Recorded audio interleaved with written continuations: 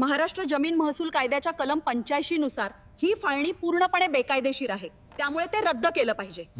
एक व्यक्ती गव्हर्नमेंट सर्व्हिसला आहे, आपण उदाहरणासाठी घेऊया, आणि त्या गव्हर्नमेंट सर्व्हिसला असलेल्या व्यक्तीनं किंवा एखादी व्यक्ती ज्याचा स्वतःचा बिझनेस आहे, स्वतंत्र असं उत्पन्नाचं साधन आहे, त्याचे सगळं रेकॉर्ड आहे की ते स्वतः वैयक्तिकरित्या पैसे कमवतात आणि त्या स्वतःच्या स्वकष्टातून जर त्या व्यक्तीने, उदाहरणार्थ ए या व्यक्तीने जर एखादी मिळकत खरेदी घेतली आणि त्या मिळकतीच्या संदर्भाने जर वाटप करायचं असेल, खरेदी घेतलेल्या मिळकतीच्या किंवा स्वकष्टार्जित मिळकतीच्या, आणि जी मिळकत त्यांच्या स्वतःच्या एकट्याच्या नावाने आहे, शेतजमीन जी आहे, आपण शेतजमिनीबद्दल बोलत आहोत, तर ती एकट्याच्याच नावाने आहे, एकट्यानेच खरेदी घेतलेली आहे, स्वतंत्र रकमेतून खरेदी घेतलेली आहे, स्वकष्टार्जित मिळकत आहे, तर त्या मिळकतीच्या संदर्भामध्ये महाराष्ट्र जमीन महसूल अधिनियम कलम 85 प्रमाणे वाटप करता येईल का, याबद्दल आज आपण बोलणार आहोत. नमस्कार, मी आपला वकील मित्र ॲडव्होकेट कैलास नाईक. कायद्याचं म्हणजेच तुमच्या फायद्याचं बोलूया, तुमच्या हक्काच्या कोर्ट कचेरी या यूट्यूब चॅनलवर.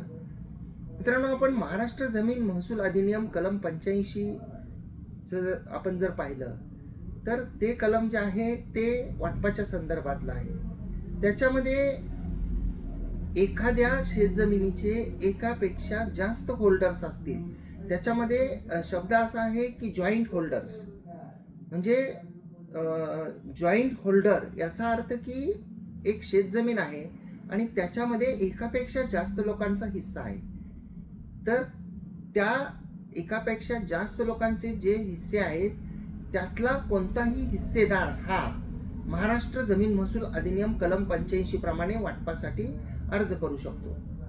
तो अर्ज माननीय जिल्हाधिकारी साहेब यांच्याकडे करावा असं त्यामध्ये म्हटलेलं आहे. त्यांचे पॉवर जे आहेत माननीय तहसीलदार साहेब यांच्याकडे डेलिगेट केलेले आहेत, म्हणजे त्यांना देण्यात आलेले आहेत. त्यामुळे माननीय तहसीलदार साहेब यांच्याकडे महाराष्ट्र जमीन महसूल अधिनियम कलम 85 प्रमाणे आपल्याला शेतजमिनीच्या संदर्भामध्ये वाटप करता येतं आपसात संमतीनं. त्यासाठी दोन मुख्य कंडिशन असतात. त्या मुख्य कंडिशन म्हणजे की जे अर्ज करतायत किंवा जे वाटप करून घेतायत आपसामध्ये, तर त्या सर्व जे शेअर होल्डर आहेत, को शेअरर्स जे आहेत, सगळे जेवढे होल्डर्स आहेत, म्हणजे जेवढ्या लोकांचा त्याच्यामध्ये हिस्सा आहे, तर त्यांची संमती असणं गरजेचं आहे. जर संमती असेल तरच कलम 85 प्रमाणे वाटप होतं. आणि दुसरी महत्त्वाची गोष्ट म्हणजे की अर्ज एक जण करू शकतो, परंतु संमती जी आहे ती मात्र कंपल्सरी इतर सहिशीदारांनी द्यावी लागते. म्हणजे कलम 85 हे काही एका व्यक्तीने दुसऱ्या व्यक्तीला काही नवीन हक्क देण्याच्या संदर्भातले नाही. एखाद्या शेतजमिनीची, एखाद्या क्षेत्राची, एखाद्या भागाची नवीन मालकी या वाटपाद्वारे दुसऱ्या व्यक्तीला देण्याची ही तरतूद नाही, हे आपण समजून घेतलं पाहिजे.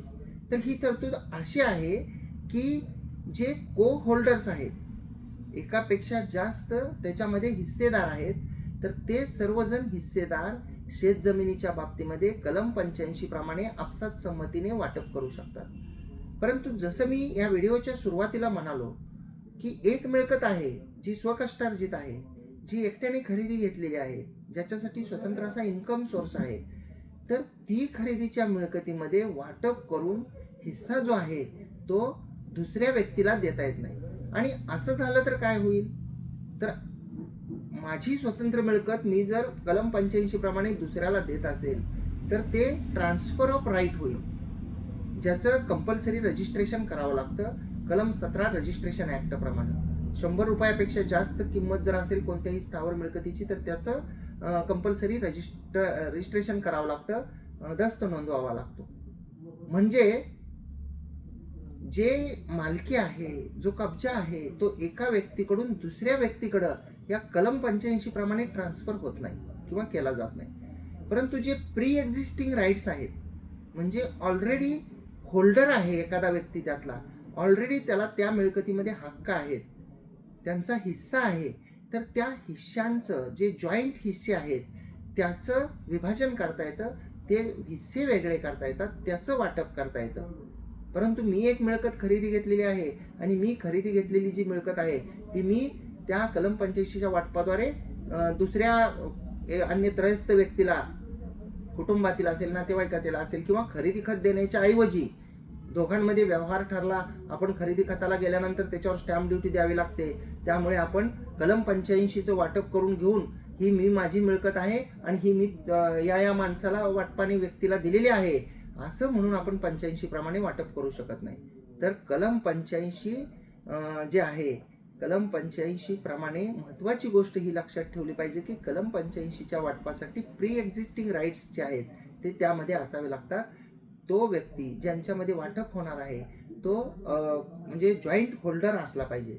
म्हणजे त्यांचं उतार्यावर नाव असावं असं नाही, कारण आपल्याला माहीत आहे की हिंदूंच्या बाबतीमध्ये बाय बर्थ राईट आहेत जर मिळकत वडिलार्जित असेल तर.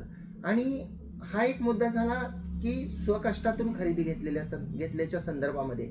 परंतु उदाहरणार्थ एखाद्या कुटुंबाला एखादी वडिलार्जित मिळकत आहे आणि त्या वडिलार्जित शेतजमिनीतून काही उत्पन्न निघालेलं आहे आणि त्या वडिलार्जित शेतजमिनीच्या उत्पन्नातून जॉईंट फॅमिलीसाठी, एकत्रित कुटुंबासाठी म्हणून जर का एखाद्या व्यक्तीच्या नावे एखादी मिळकत जर खरेदी घेतलेली असेल त्या जॉईंट उत्पन्नातून, तर ती मिळकत सुद्धा एकत्र कुटुंबाची मिळकत होते आणि त्याच्यामध्ये वाटप जे आहे ते करता येईल.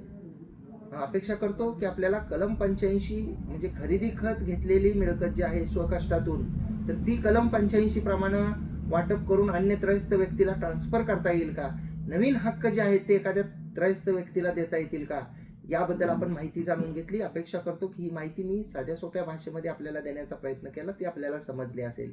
जर आपल्याला ही माहिती समजली असेल, आवडली असेल, तर कोर्ट कचेरी या यूट्यूब चॅनलला आपण सबस्क्राईब केलेलं नसेल तर सबस्क्राईब जरूर करा. बाजूचं बेल आयकॉनचं बटन दाबा, म्हणजे व्हिडिओचे नोटिफिकेशन आपल्यापर्यंत येतील. आम्ही व्हिडिओ पोस्ट केला हे आपल्याला समजेल. आणि या व्हिडिओला जास्तीत जास्त शेअर सुद्धा करा. आपण कोर्ट कचेरी यूट्यूब चॅनलवर या व्हिडिओला लाईक केल्यानंतर त्या ठिकाणी हाईप नावाचं एक कलरचं बटन आपल्याला दिसेल, त्यालाही क्लिक करा. त्याला क्लिक करण्यासाठी कोणतेही पैसे द्यावे लागत नाहीत. व्हिडिओ हा जास्तीत जास्त लोकांपर्यंत पोहोचतो. आणि आपण जर या व्हिडिओला फेसबुक आणि इंस्टाग्रामच्या तुमच्या कोर्ट कचेरीच्या प्रोफाईल्सवर, पेजेसवर पाहत असाल, अद्याप जर आपण फॉलो केलेलं नसेल तर फॉलो जरूर करा. त्या ठिकाणी सुद्धा व्हिडिओला लाईक आणि शेअर करा, म्हणजे ही माहिती सर्वांना मिळेल. धन्यवाद.